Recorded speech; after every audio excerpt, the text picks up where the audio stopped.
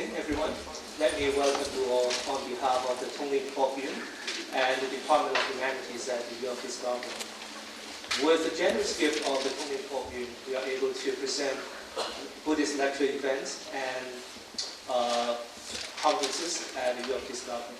And this evening, we have a great opportunity to host a public lecture by Professor Jeffrey Hopkins on gender, sexuality, and Tibetan Buddhism. It would have been my great honor to introduce Professor Hopkins to you, but I guess I'll turn the podium to Professor Francis Garrett, who has actually studied with Professor Hopkins years ago.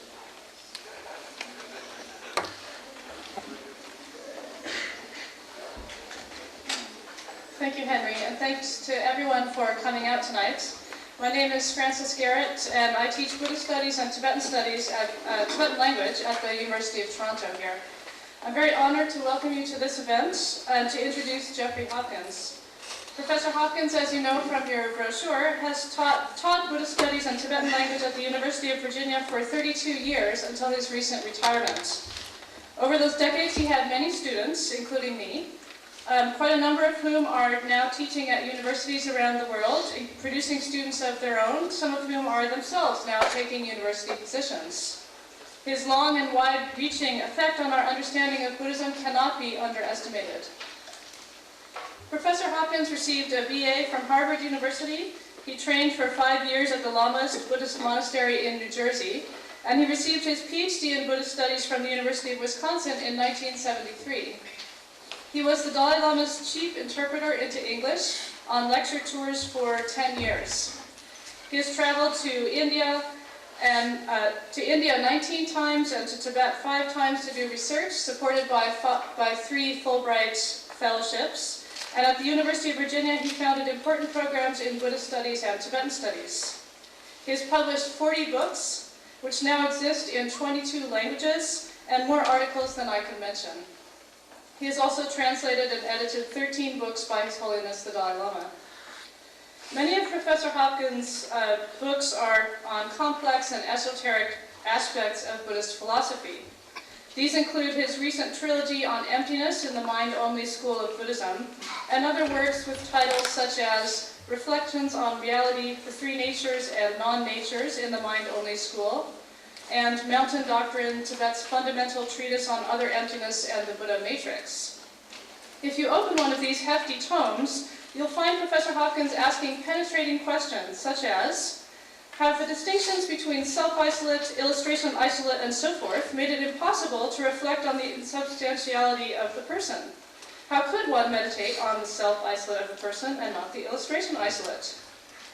If you're tantalized by that cliffhanger, you can buy Professor Hopkins' 1,000-page book called Maps of the Profound at your local bookstore.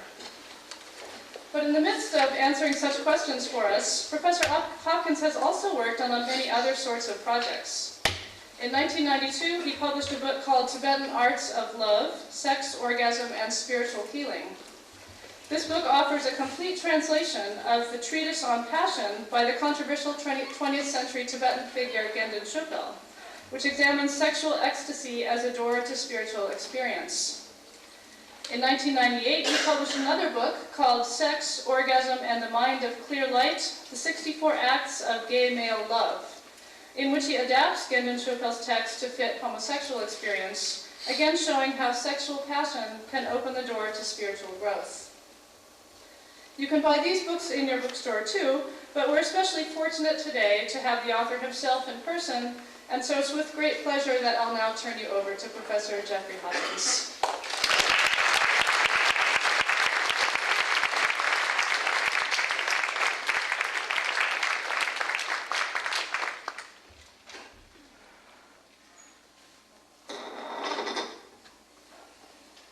Before me it says, please select a presentation source.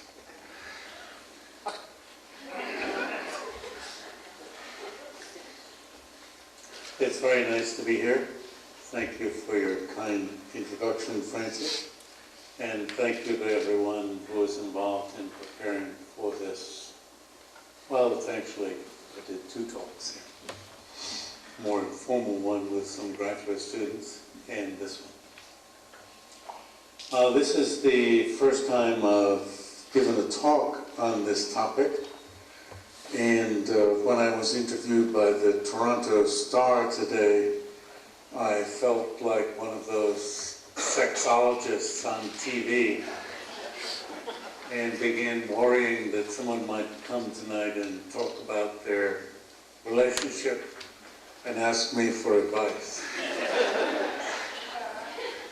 No hope.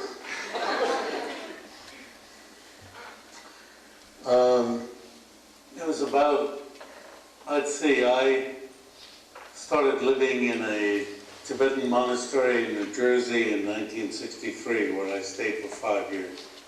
About 1966, a Tibetan noblewoman arrived at the monastery with a copy of Gidon Trumpel's Tibetan Arts of Love, which is actually just called Treatise on Desire.